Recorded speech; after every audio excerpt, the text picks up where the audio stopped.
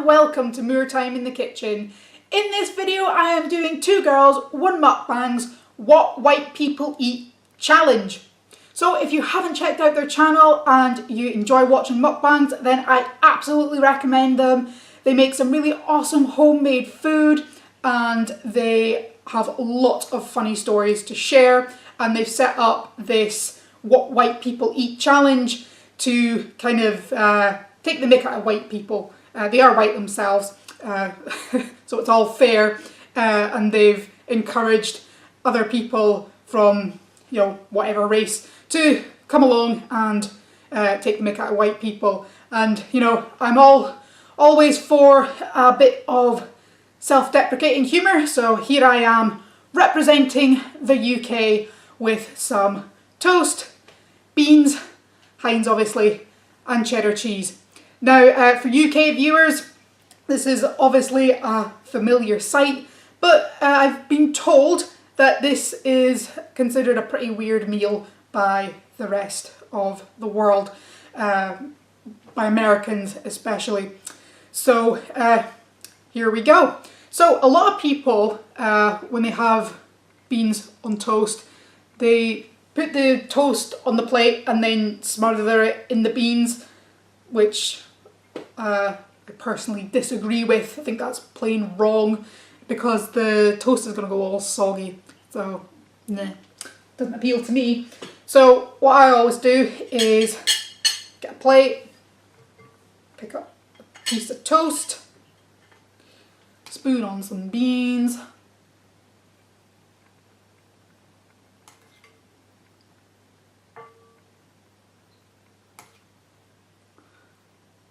get them loaded up.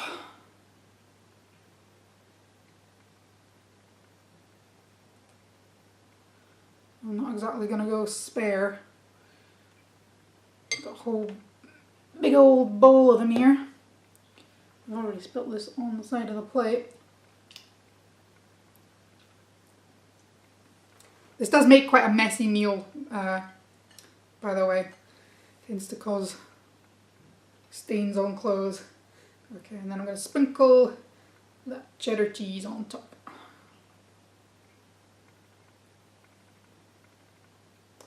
Okay, time to pose for the thumbnail. I can barely fit my head in.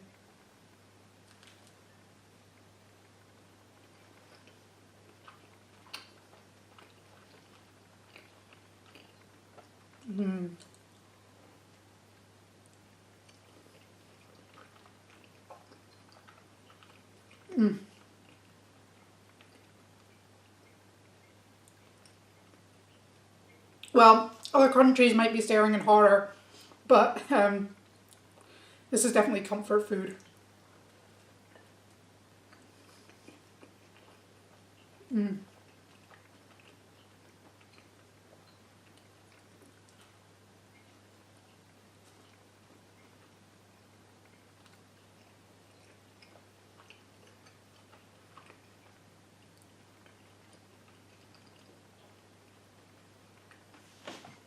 Oops.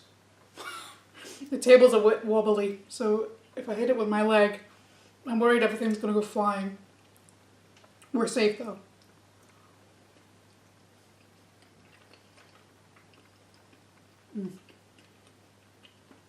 Okay, so I decided to do baked beans on toast for a couple of reasons really.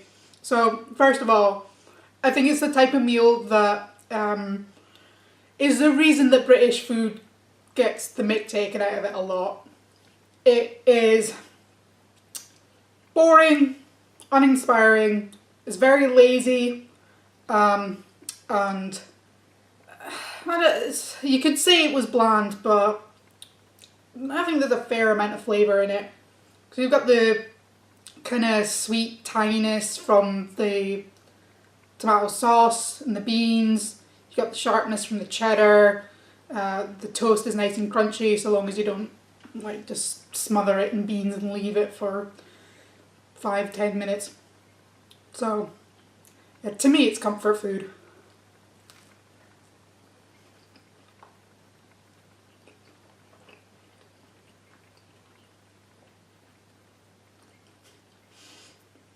It might be one of the few meals we have left if we get a no-deal Brexit.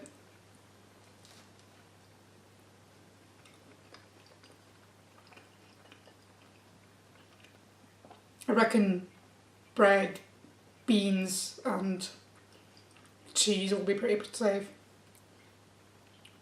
I'm laughing on the outside but crying on the inside.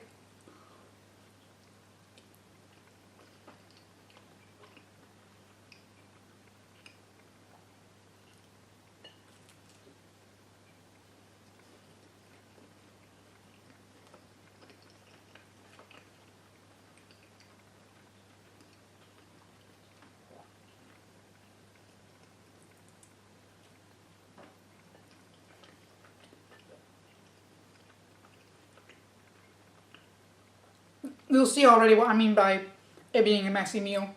You have to have your plate here, otherwise you're going to drop it on your clothes.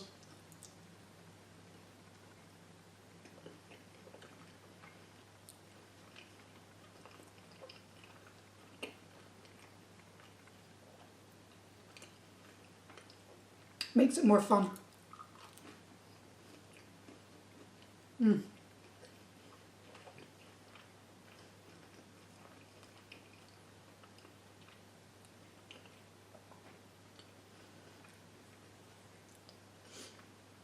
Slice number 2.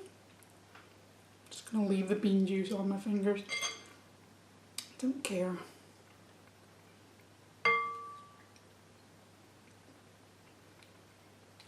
So the other reason that I wanted to do beans on toast is that it is moving house food or going on holiday food. So if you watched my last video, you'll know that I'm moving house. I've got a new job, so I'm going to be moving. And this is the last video I'll be filming before I go. I've only got a week off between finishing one job and starting the next job. So for the sake of my own sanity, I'm going to have to stop doing videos for a couple of weeks just so I can get myself sorted. Yeah, so this is the kind of food that you would have if it's all you've got left in the house.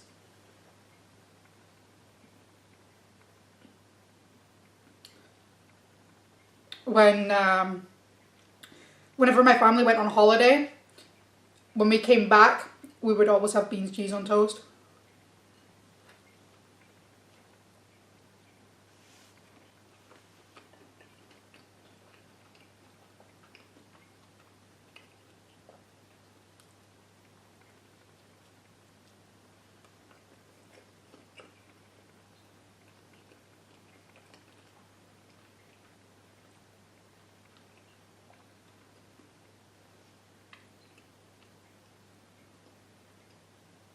So it was always the perfect meal for coming back from holiday because you would have been enjoying all this exotic food and it was something kind of familiar and comforting to come back to. And, you know, there'd be not much left in the house and you'd also be skint because you'd spent all your money abroad. And, you know, on the way home, we would all be tired as well, so my mum or dad couldn't be bothered to cook. So on the way home, they'd just nip into the shops, grab a loaf of bread, cheese, beans, and that was it. Dinner was sorted.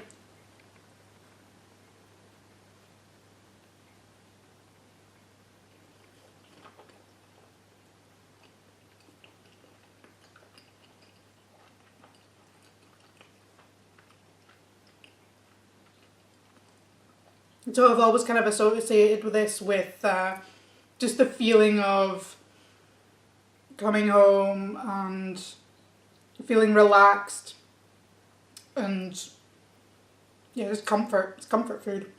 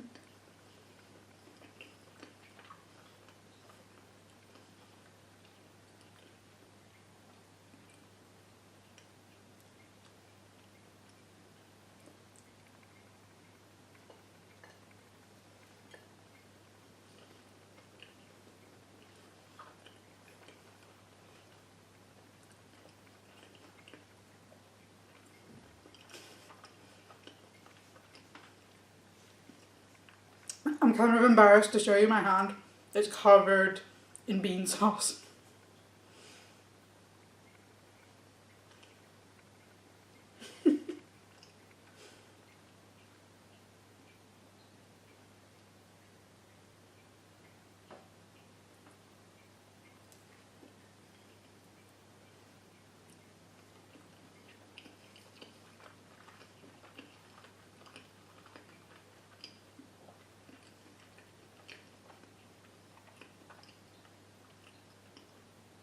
Slice number 2 complete.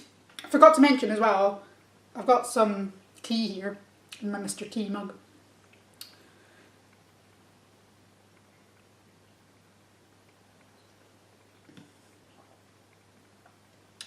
Again, British fare there.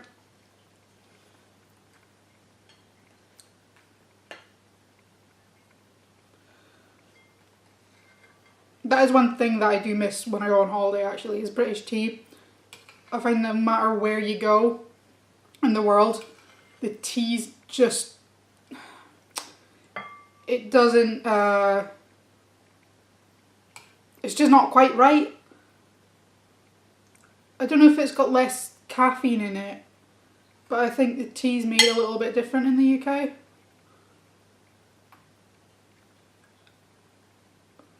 And whenever I get back home and I have Tetley's or what else, Scottish Blend or Yorkshire tea or whatever, then I feel like that rush to my head. Whereas if I'm abroad I have to have like 2 or 3 cups of tea before I can like function in the morning. Whereas here it takes one tea bag. I think we have our tea stronger because we have it with milk. So it's like formulated to have it with milk. Round 3, fight.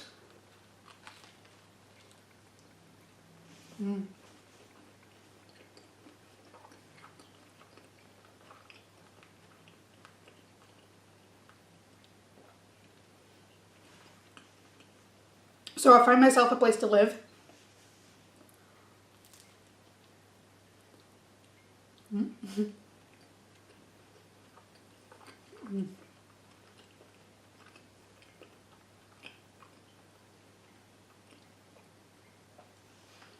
It's a little house. Got myself a wee house, a wee hoosey.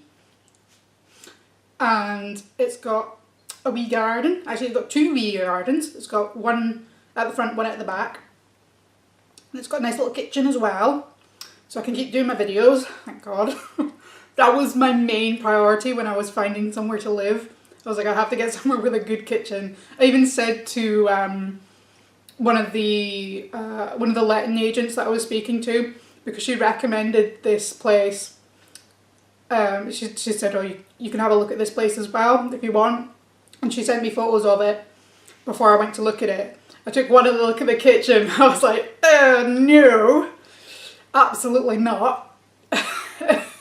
It was so tiny, but there was a lot of counters, but the space between the counters was so small. I was like, I'm not even gonna get my arse in there.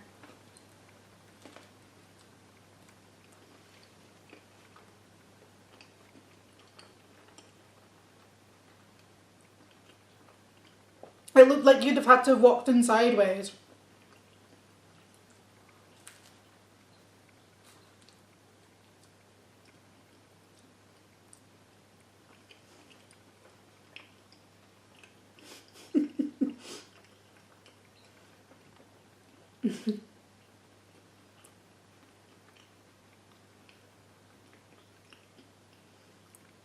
Imagine me trying to do my videos like that. I'd have been like, hello and welcome to Mere Time in the Kitchen.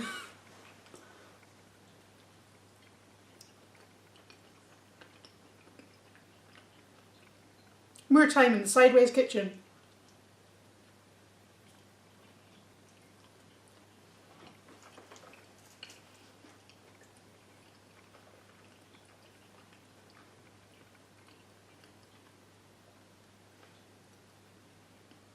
So I'm quite excited about the gardens though.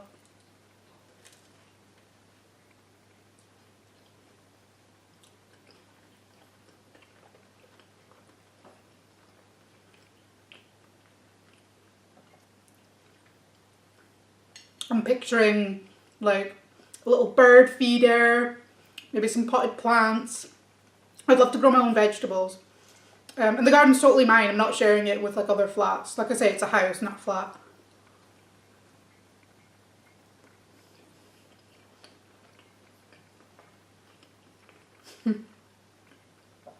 Again, might have to start growing my own vegetables if it's a no-deal Brexit as well.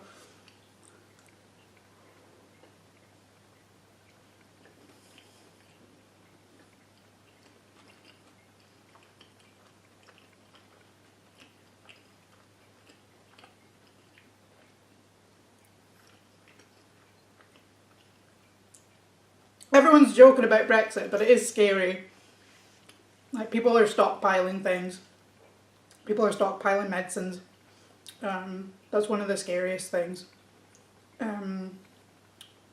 Yeah.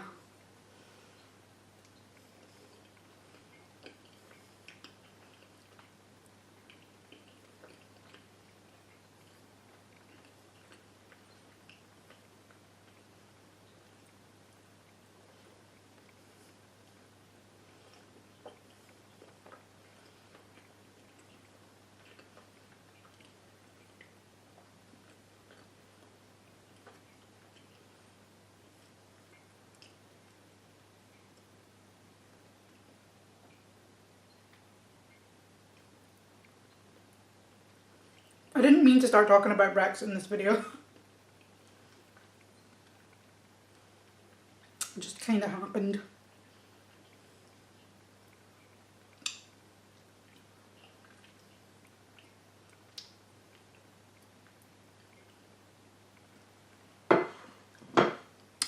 More tea.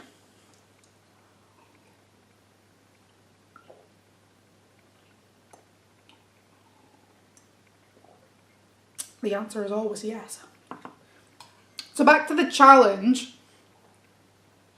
The Two Girls One Mukbang What White People Eat challenge. They said, not in the video where they announced it, but another video that, I think it was the second video, the one that came out after that one. They said that they hoped it would kind of bring people together, because they felt that, you know, like if you could laugh about each other and the differences between races in a way that, you know, was like friendly and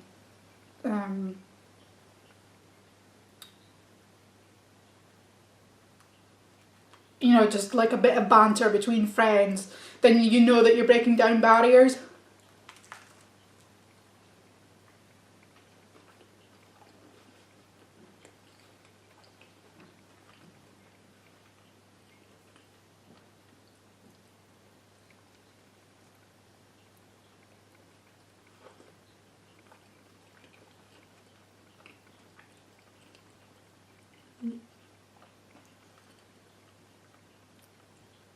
And I really like that. I think it's a really nice idea.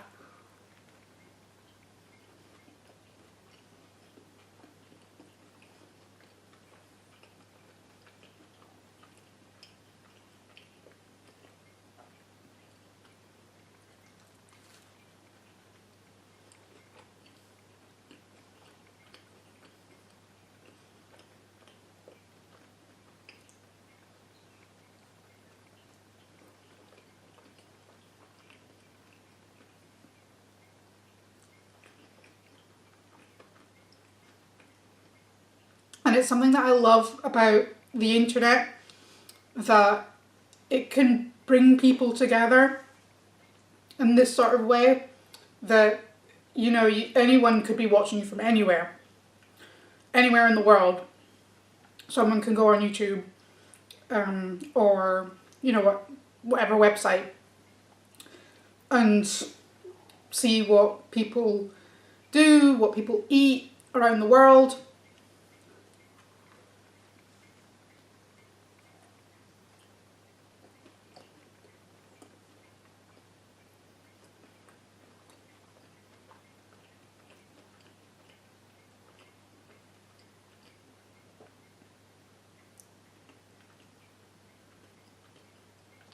food always brings, and food obviously brings cultures together as well, because we can all share the joy of food.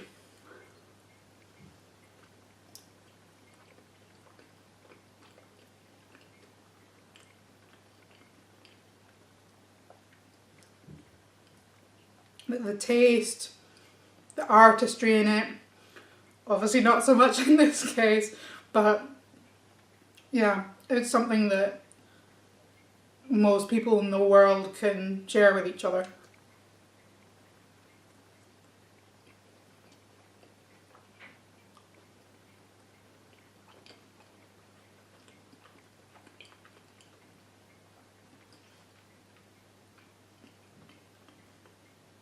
And possibly not so much on YouTube, but on other sites. It goes past languages as well.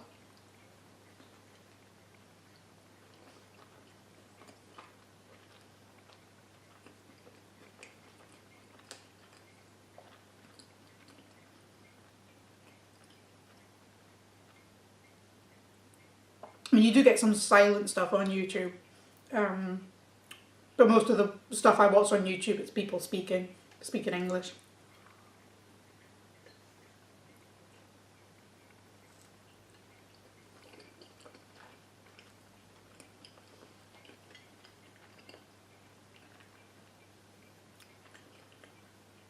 Or with subtitles.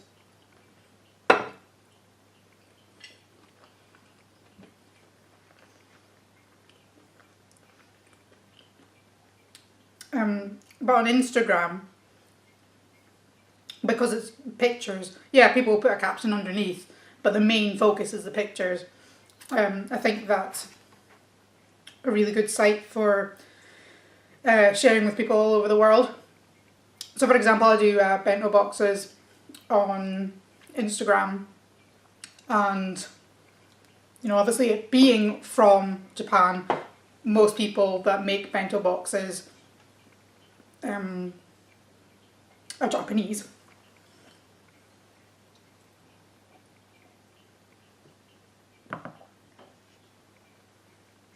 But there's a global community there. I see it seems to be quite popular in France actually. I've seen a few French bento boxers. Where else I've seen German as well. I've seen German people doing bento boxes.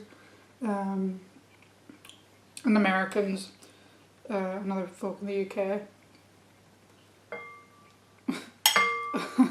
It looks like bad special effects, doesn't it? It looks like bad fake blood. Sorry, it's just so messy. I don't really mind. I hope you don't mind.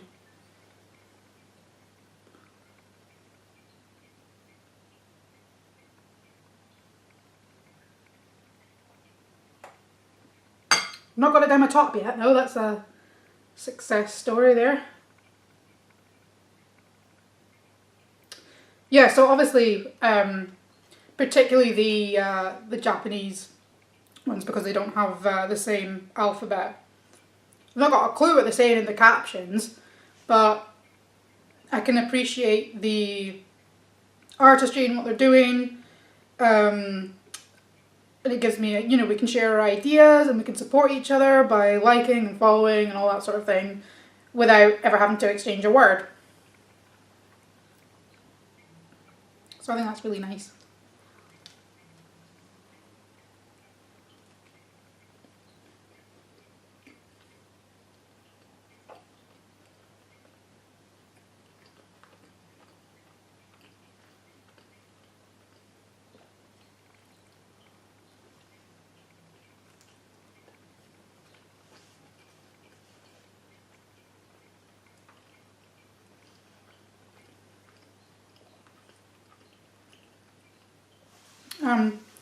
But speaking of foreign cultures, one thing that I've noticed is I've been watching a lot of American YouTubers, like mukbangers and like recipe YouTubers.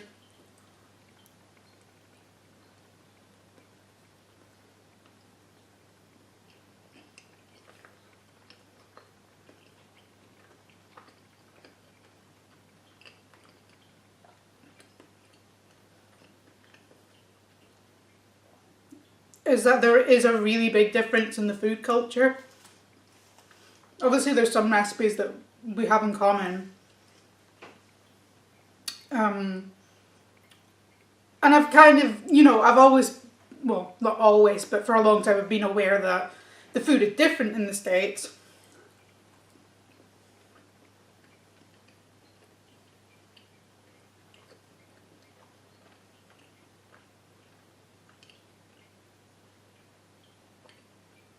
I really should have got a napkin.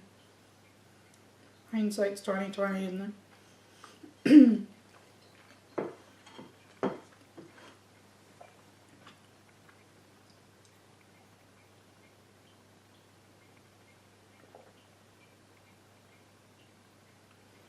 But yeah, I think I've just kind of become a little bit more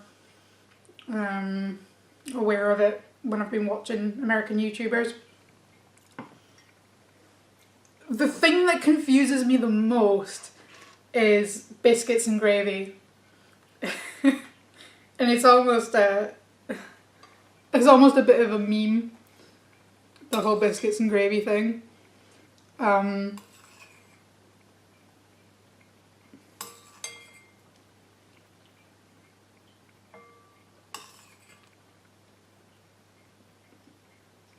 Like, I've seen a few jokes made about it on the internet. But biscuits in the UK are digestive biscuits or bourbons or custard creams. They're like, I think Americans would probably call them cookies, most of them. So yeah, that for us would be called a biscuit. So although you do get savoury biscuits, you wouldn't want to have them with gravy. So our first response to biscuits with gravy is, say that again? What? You're doing what with the biscuits? But I actually don't know what a biscuit is in the United States. It looks like it looks kind of like a savoury scone, or what would go on top of a cobbler.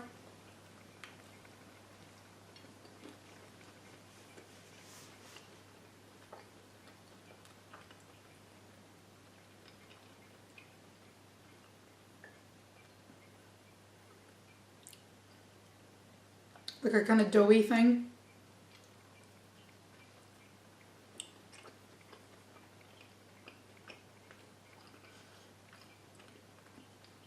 And up until recently, I thought their gravy was the same gravy as ours. And I think it looks like there's two different kinds of gravy in the US. One of them looks like what I would call gravy. And I usually make gravy by, so say I was having a roast, if I was having a roast chicken, I would cook the chicken, and then whatever juices came off, I would put that in a pan, add some gravy granules and a little water, some other seasoning, and bits and bobs, to have like a sauce with the roast.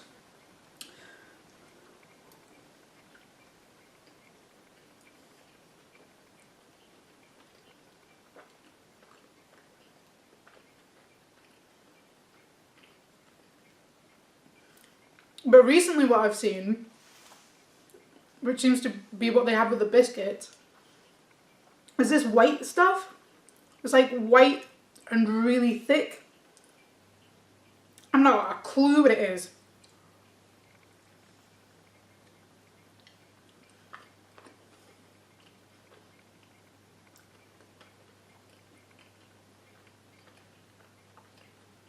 I'm sure I could Google it, but I kind of like the mystery.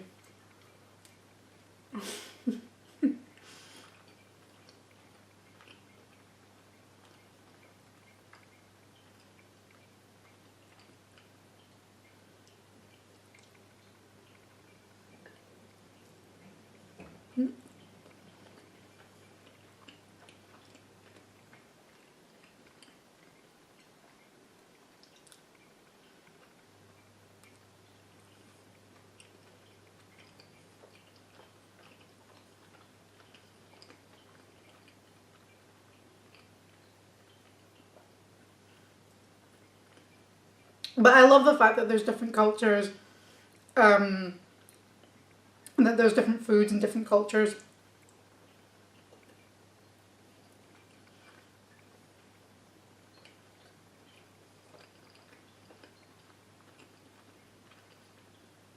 It just makes the world a more interesting place.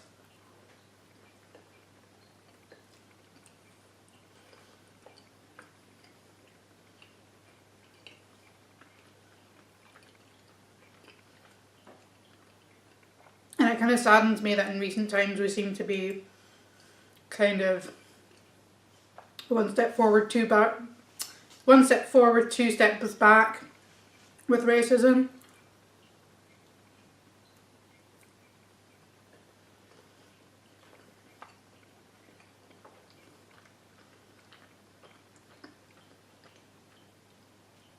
I feel like the majority of people are not racist. And then you just get some people that kind of ruin everything for everyone.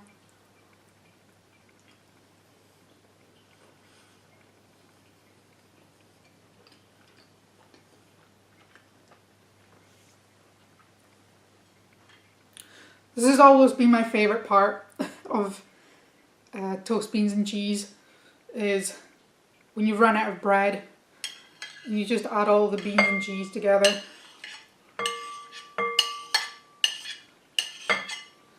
I eat it out of the bowl.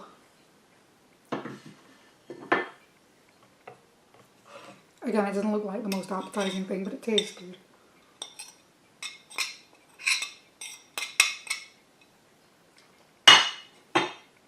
Ooh. Almost lost a bit.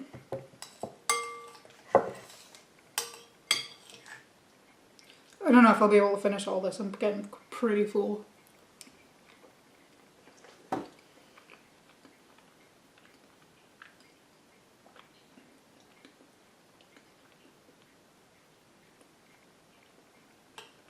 I didn't have any breakfast today though.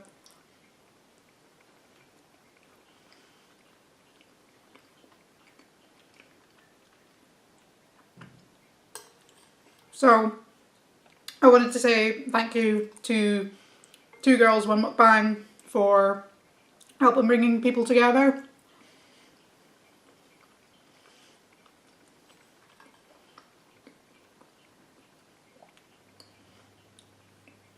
And they've got a really nice and diverse group of fans.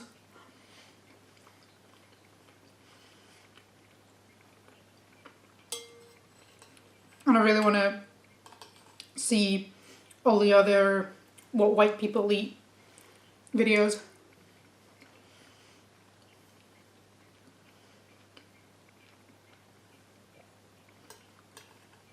They said they're going to do a playlist of all the ones people have done.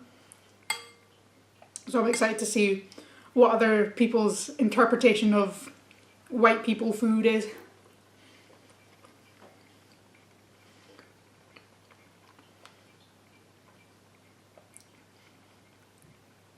But this, for me, is kind of the stereotype of British food.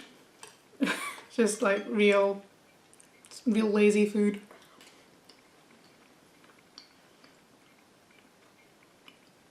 It isn't really what British food is like though.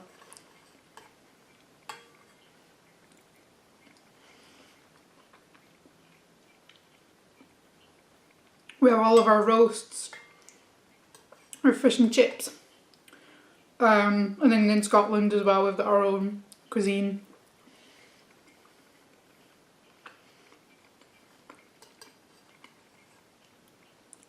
And it's not just haggis and deep fried Mars bars.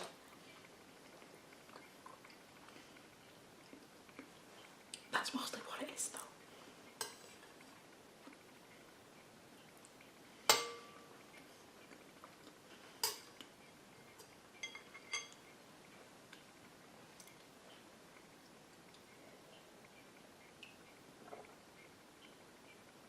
And if you want to join in the challenge as well, you can. They've said that in this challenge and in any other challenge that they do, they said they're basically going to tag everyone kind of thing. Like, so no one and everyone is going to be tagged, if that makes sense. Like, they're not going to tag anyone. They've just said, if you want to do it, you can do it. If you don't want to do it, don't do it.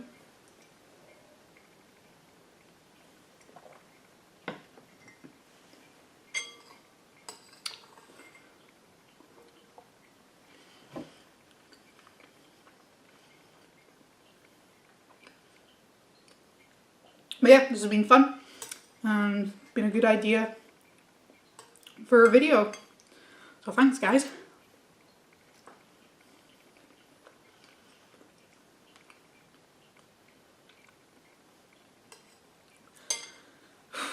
I'm pretty full. I think I'm gonna end it there. So, well, hold on. Just have one last sip of tea.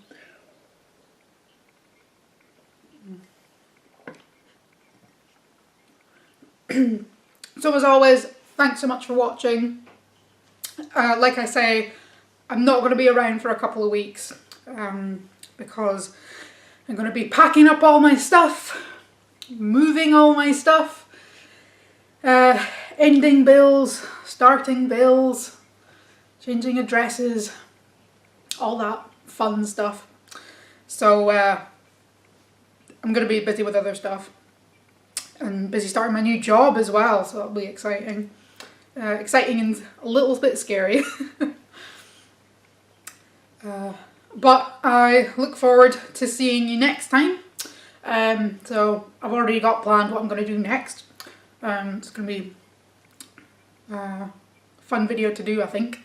And of course I'll be in my new kitchen then. So hope you guys are looking forward to that as well. But for now, cheery bye.